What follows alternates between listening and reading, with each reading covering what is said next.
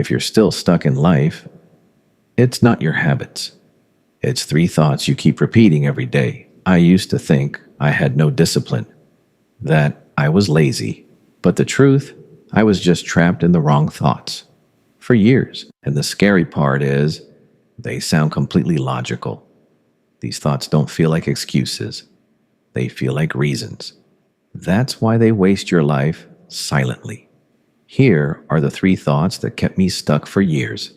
Number 1, I'll start when I feel ready. This one feels harmless, but it's a trap. I kept waiting for this moment where I'd feel ready, motivated, clear, confident, but that moment never came. Days turned into weeks, weeks into months, and nothing changed.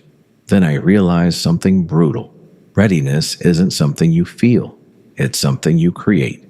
The reason you don't feel ready is because you haven't started. Action creates momentum. Momentum builds confidence. Confidence creates clarity. But when you wait, fear gets louder, doubt gets stronger. Waiting doesn't prepare you. It traps you. Number 2, I need clarity before I start. This one is dangerous because it sounds smart. You tell yourself you're planning, researching, preparing, but in reality, you're hiding behind perfection. You're not confused, you're avoiding discomfort. Clarity doesn't come from thinking. It comes from doing. Every action you take reveals the next step. You don't find the path, you build it. If you wait for clarity, you'll stay stuck forever. Number 3, I'll be consistent when life calms down. This lie wasted the most time.